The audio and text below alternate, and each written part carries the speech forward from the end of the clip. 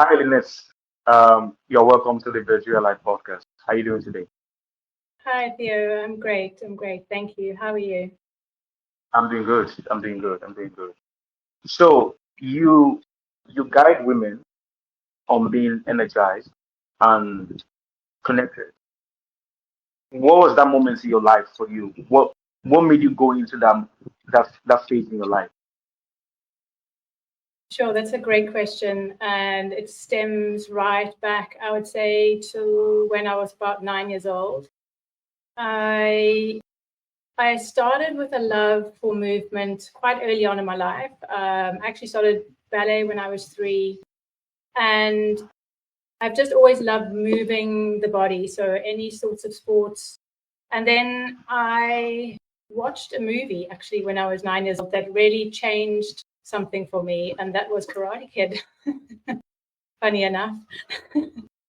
And I just found this love for the body and movement. And then I started looking into martial arts, and there was more into movement than just the movement itself. There was the body, the mind, and the spirit, and the integration of all of them together. And fast forward to 2001, where I experienced yoga in Thailand. And that really brought me to coming into my body more and learning about the body and movement. And then recognizing further on down the line that there was this embodiment and union, which comes together for just integrating everything into the vitality and longevity and the energy of the body.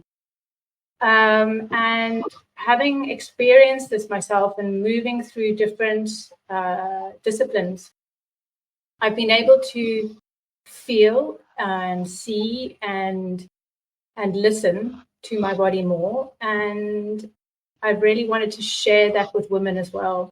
And so now that's where I am today. And just showing women how they can access their energy in their body through movement, through meditation, and through small rituals throughout their day. Hmm.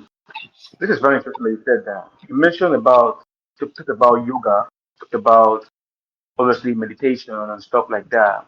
I watched a video on Instagram. I've seen two videos like that now, and there was two different people saying that they were discouraging people. So you live in Cape Town, right? You live in Africa, so obviously you Yes, know how yes, Africa is.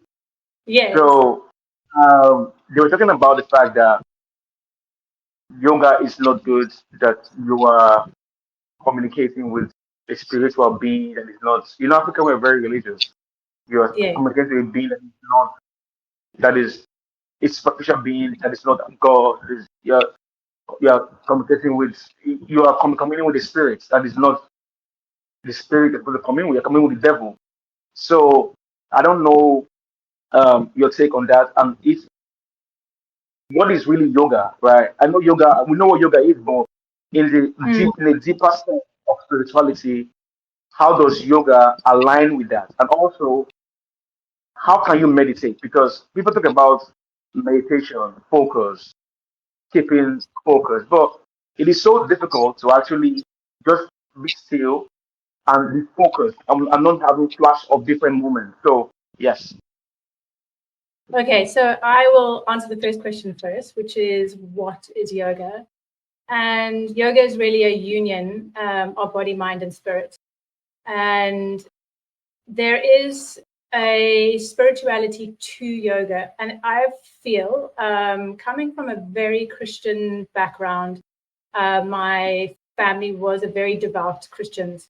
And I've always felt that there was more to it than just the Christian path. And that was my personal opinion. And so I used to seek from other religions, and I used to question a lot. I used to, research and do a lot of read a lot of books on psychology and the mind, and I used to delve a lot into the spiritual side and the yogic side of philosophy. And coming to what yoga is, it's really everything in your day. It's really how you carry yourself in your day, how you respond in your day. It's not only the physical practice. The physical practice and the asanas are merely a conduit to bringing the correct energy and to your body and opening up your body's blockages so that you can respond and work and regulate your own nervous system yourself.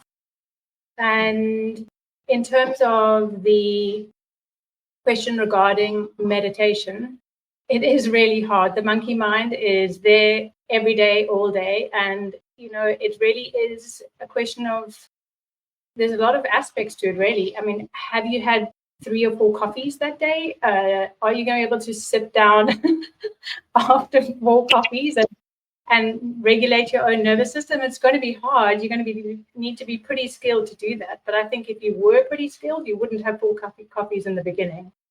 So it comes down to breath and only the focus on the breath.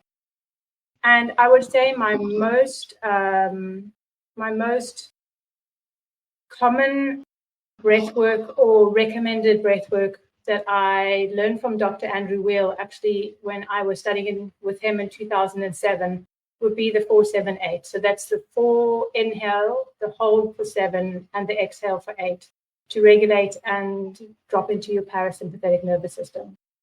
It's the quickest route. But if you are only meditating, I would say to do 4-7-8, few rounds, say 4 rounds, and then just only breathe in one-to-one breathing and only focus on your breath coming in through your nose and your breath coming out your nose.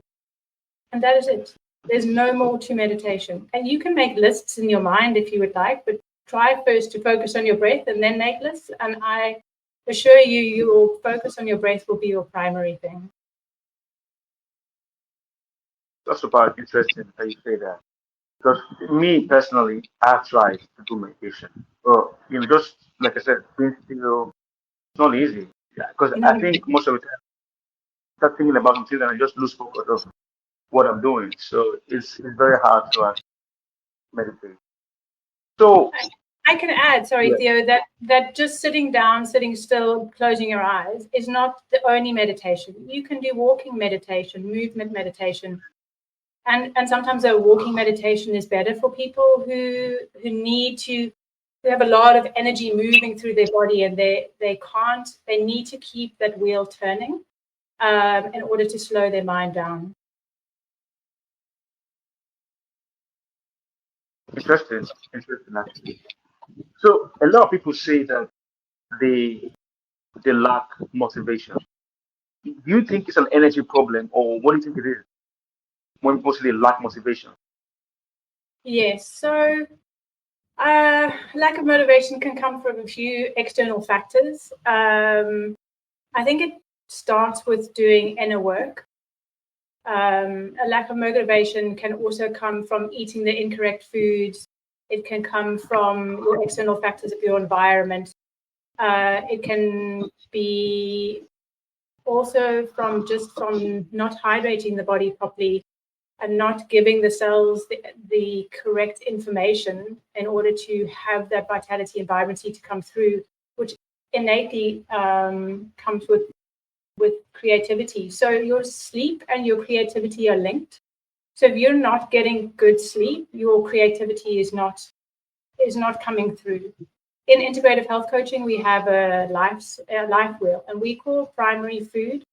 We call the food that you put in your mouth secondary food, and then the primary food, we work on, and there's 12 different factors, and it's career, spirituality, home cooking, finance, all those aspects of your life. If those parts of that primary wheel are not they're not functioning well, there's going to be a lack of motivation. And when it comes to creativity, your most creative time is at sunrise.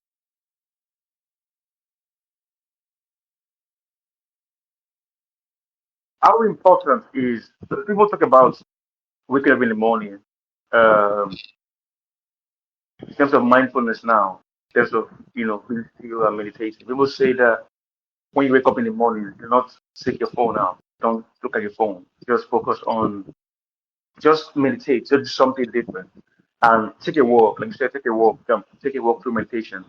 How important is that to your life? How is important is waking up in the morning at sunrise, taking in the morning, taking a walk? How important is it for your nervous system?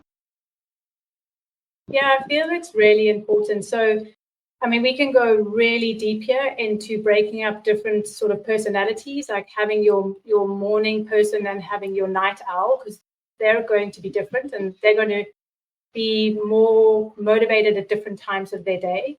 But let's just go on a broad spectrum here. So I feel it's really important to have that morning ritual, that you are setting a structure for your life and you're creating balance and filling your cup first before giving to others. My personal ritual is to light a candle every morning. So I wake up before my family and my children. So I get up at 5 and then I go downstairs, I light a candle. I then do what I need to do in the kitchen. I'll first hydrate myself. Then I'll get the lunch boxes ready if it's school term. And I will, before waking up the kids, I'll go to my candle. I will blow it out. But before that, I will set an intention. And that intention can be a blessing, a prayer, my intention for the day, like it's going to be a flowing, beautiful, balanced day.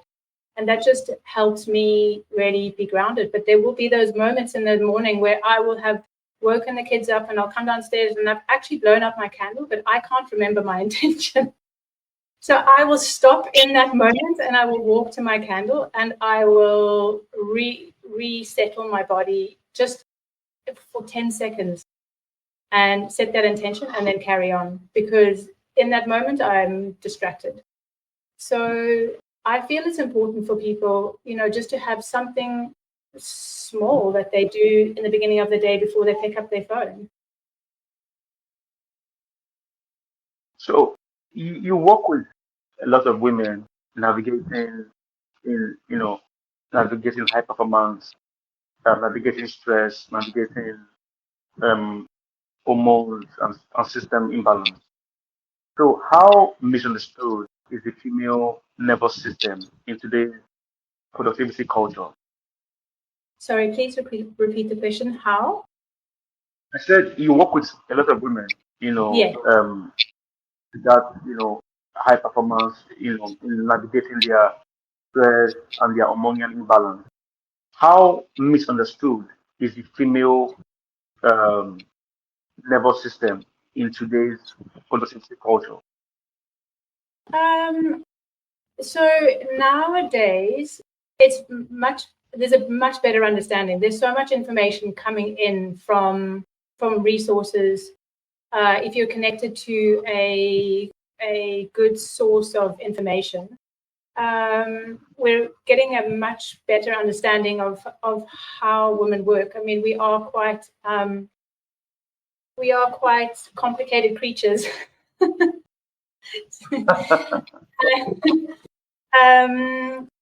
But on an all-round overview, women itself, we're getting a much better understanding. Men are getting a much better understanding. And in terms of how misunderstood they are, I feel we're getting enough information now to get a good grounding to understanding the woman and the body, and the woman's body and the woman's mind, especially in midlife, much better. And we're getting the tools in order to be able to work with ourselves. Interesting. So many women experience fatigue, brain fog, and mood shifts during perimenopause. What would you say is the biggest myth in this phase, and what actually helps? So I would say getting the gut correct is the biggest key to your brain fog, your fatigue. I am an integrative health coach. I'm not a doctor, but I would say the biggest help for me would be, and I'm going to say it, I stopped drinking alcohol 3 years ago. And yes, it's hard. But I every day wake up with so much energy. And yes, there is days that I am a little bit more tired, maybe because prior to my menstrual cycle, I have an issue with, and this is quite common, you have a UTI that is reoccurring, which is then linked to candida, which causes you not to get into your deep sleep. And then you're having sleep deprivation, which is building up. And once a woman is sleep deprived, then she's eating all the incorrect things, but she still has to carry on with her day. She's getting up at 5 and she's dealing with her family and her kids and her full-time job. And then most women don't look after themselves first. And that's where that daily morning ritual comes in, that they fill their cup and then they move on to their day. Because then every decision that they make thereafter during their day is a decision from self. It's not a reactive decision. There's this thing about sleep that people talk about, right? There's this myth about sleep. People say to be optimal, to have optimal balance, energy for your nervous system to be working really good. You need to sleep 8 hours in a day. Some say 6 hours. Some say 4 hours. Some say you can sleep whenever you feel like sleeping, right? Yeah. And also, I think like when I was younger, I had better sleep. Right, I had a better sleep when I was very young, when I was a teenager, when I was like in my early 20s. But in my 30s, I've had a very terrible sleep pattern. That if, for example, I sleep most of the time, I sleep around 3 a.m. and I have to wake up by 6 a.m. because I have to do my morning work. Right. If I sleep earlier, if I struggle to sleep earlier, if I'm really tired. If I sleep earlier, like 8 a.m. Sorry, 8 p.m. For example, I always wake up at 12 and I can't sleep again. So what is the ideal time to sleep? How do you? I don't know if it's a 30 thing, right? But are you able to navigate these challenges? I want to sleep properly. You know what I'm saying? I feel like I don't get up to my optimal most of the time. I get tired easily sometimes because I don't have good sleep. Because you have so I don't sleep good. So what do you advise in that situation? So I will start the conversation with saying that everyone is bio-individual. So everyone's going to have a different algorithm in order to sleep well. And I would say the key to sleeping well actually stems from getting the body into balance. And that is a combination of testing and not guessing. And then it's also a combination of finding out what foods you are eating that are interfering with your sleep. And it comes down to stimulants. It comes down to foods that irritate your gut. It comes down to timings on when you're eating. So if you are navigating your food or eating too late in the evening, that's going to interfere with your sleep. Alcohol, 100%, terrible for your sleep. And caffeine, after 2 p.m. during the day, you shouldn't be having coffee. It's going to affect your sleep.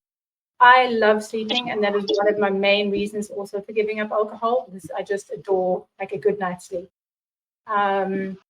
So in terms of each person, it's kind of, and then this is very one-sided, because when you have a child and you're breastfeeding a child, if the child is reacting to your breast milk, you have to come off all the foods which are causing inflammation, dairy, gluten, anything that's going to be irritating the child's gut, and you're going to introduce one food one by one.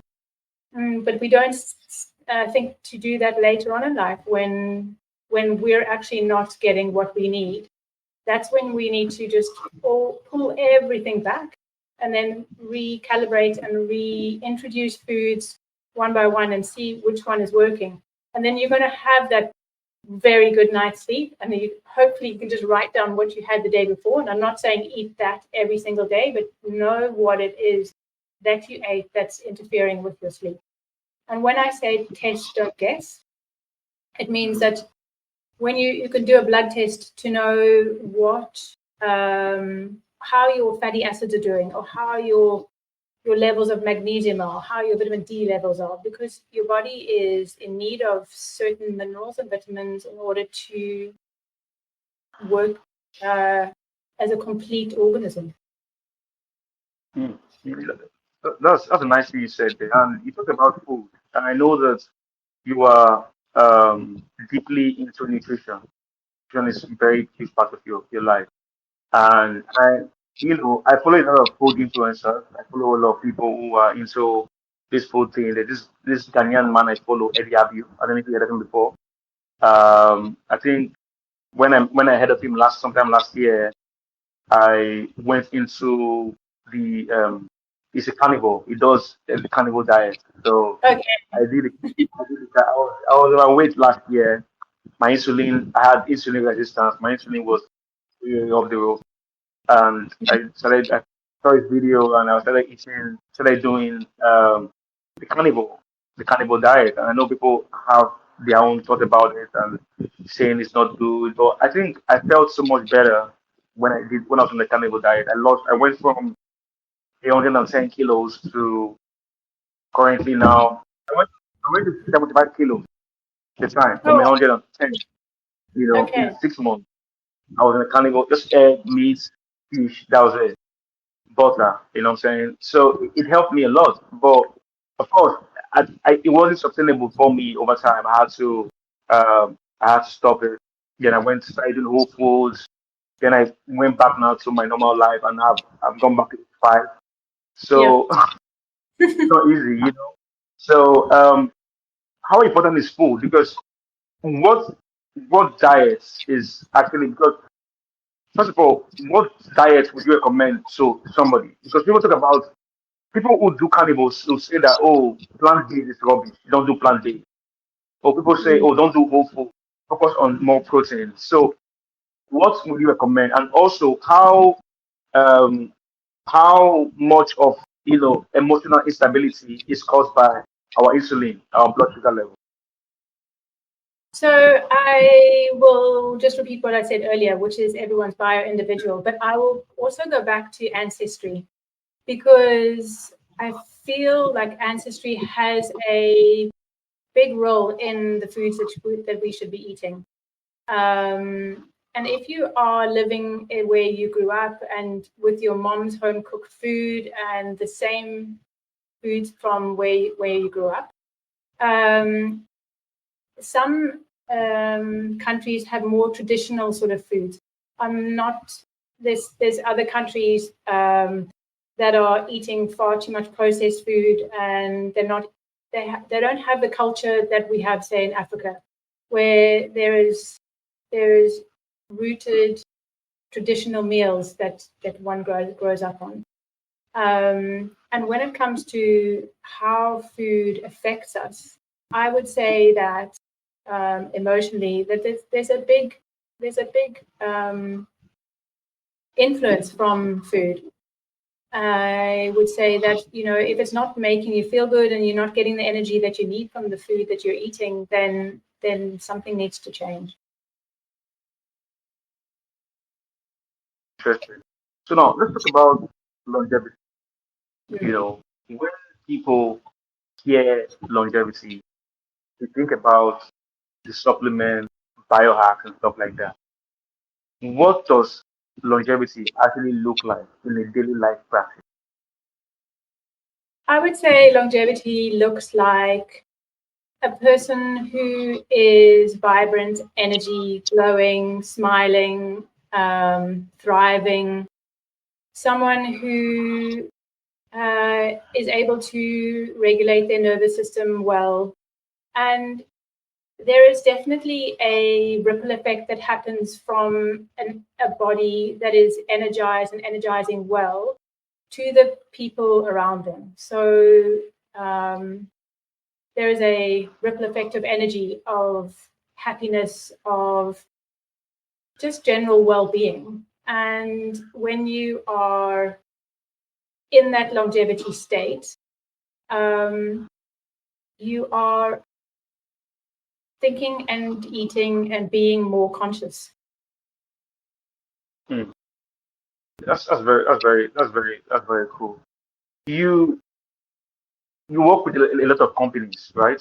A lot of organizations. You work with companies, and what's the biggest mistake that this organization make? When trying to fix burnout. Sorry, you're going to have to repeat the question. Sorry, Theo. It just Yeah, broke I up. said. Okay, I said you work with companies. You work with organizations. What is one mistake that these companies make? When trying to fix burnout. When trying to fix? Yeah, fix burnout. Yes, when trying to fix burnout. What's the biggest mistake they make to fix burnout? Yeah. Sorry, Theo, the sound was breaking up a bit. Maybe it's on my side. Okay, can you hear me now? Yes. Yeah, I said you work with organizations, companies. Yes. What's the biggest mistake do these companies make when trying to fix burnout? I would say the biggest mistake would be that they're not thinking about their employees and the longevity of the employees and the vitality of the employees, because that is their team, that is their future. Nice. So, what is something that this is something different now? But what is something that we've not touched on now that you love to talk about? That I'd love to talk about. Yeah. Sure. Well, there's so many things here. Let's go. Let's get it. I think it would be hydration, really. That's one of the key aspects that are coming up lately. Maybe because I'm in the Southern Hemisphere and it's summer, but most of my clients are not hydrating well. Water itself seems to be an issue in terms of the cleanliness of the water.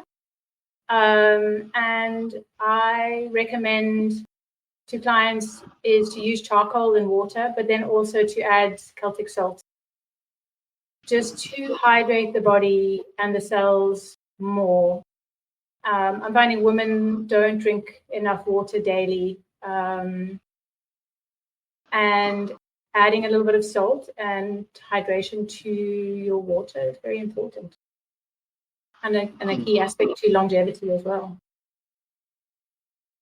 So, if you had to advise a woman watching now, apart from this salt and water thing, what other practice do you think they can do in 30 days to improve their energy?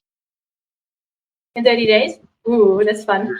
Okay, I'll start at the beginning. So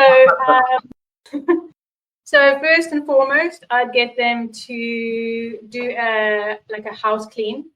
So unclutter themselves, create a path for them to, in the next 30 days, be able to recalibrate and re-energize themselves. I would recommend supplements in order to help energy move through the cells well. I would ask them to please do a daily ritual for 30 days each morning. And I would include a movement practice that would be only a 10-minute practice, including of their ritual. Mainly because 10 minutes daily beats 1 hour occasionally. And that continuous repetition of discipline and structure gives them a good boundary and a place to fill their cup. I would then move them through hydrating their bodies, and I would ask women especially not to fast, especially midlife women. I would say they could fast from the evening till the morning, but first thing in the morning to have something to eat before their coffee. And whether that's 8, 9, or 10 o'clock, that's fine. But before they have their coffee is to have something to eat. Mainly because women tend to, if they have a coffee, they'll go straight into their adrenals and their cortisol levels. And then they start to work from their sympathetic nervous system, and that's not great for anyone around them. I would then move them through their day really in terms of nutrition. I'd say to have a meal that works for them, so just before lunch, and then it really depends on the woman itself, but the nutrition part depends on how much activity they're doing during the day and what they're doing during the day, if they're sitting at their desk or where the movement is coming in. So we could curate something, a daily 30-day practice that would start to move them more if they're not moving enough, or slow them down if they're moving too much. And then in terms of nutrition, I would talk them through just when we do integrated nutrition, we never take food away. So we never say, no, you can't have that. We add food in. And so anything that wasn't appropriate for them starts to fade out. And then I would work on their sleep. And yeah, the sleep would be the important thing. And they were trying to get them not to watch, very violent series right before bed, or be on their phones, and just have a moment where they don't have really bright lights on, and they're working with their circadian rhythms, and they're working with the rising of the sun and the setting of the sun as well. I know in different countries that's a little bit more difficult, but there is so much beautiful technology now with lighting that you can manipulate your body slightly so that it works for you, because our daily stresses and daily life isn't always working with the sunrise and the sunset. Like in Europe, the sun goes down sometimes at 4 o'clock in the afternoon, and we still have to carry on until 8 o'clock at night. So, and bringing your family into your 30 days is a beautiful way for them to also experience a little bit of what you're experiencing. And I have that with my family too. In the evenings, we have the lights are not on the brightest of the full LED spotlights. It's always small lights in the corners of the room. And, we're just really winding down. And obviously then, your stimulants, that's out from 2 in the afternoon. Wow, this is so nice that you said that. And I know that women that are watching now, they will definitely take key into this. It's a very beautiful 30-day challenge. And I know that, and if you're watching this video, do this, try this 30-day challenge recommended by Lynette, and you'll be glad that you did. So finally, you talk about connection with your body, right? How do you teach people to listen to their body? Now, not spiritually now, but practically. So through movement. And I have a very particular practice. So there's a practice that I teach where I blindfold my clients and I move them through a practice. So it's actually a yogic practice called Surya Namaskar, which is a simple sun salutation. So it's not something too difficult for them to remember. I then blindfold my clients, and whether we're online or offline. And it also depends on the client itself. Some people can't use a blindfold, but they can just close their eyes because it's too much for them. And then we start moving through this Surya Namaskar practice. And it is amazing, and I hope you try it, Theo, to how quickly you start to become aware of yourself. Sure, definitely. I will definitely try for you, and I'll give you feedback. Great. Lynette, it was nice to have you on the podcast. I actually enjoyed this conversation. It was an amazing conversation, and I know that the viewers watching also would actually love and resonate with what you've said. You're doing an amazing work, and yeah, you're doing good. Thank you so much for coming on the podcast. Thank you, Thea, and thank you for holding the space for everyone to be able to share. It's a pleasure. It's a pleasure. So, yeah, enjoy the rest of your day. You too. All right, ciao.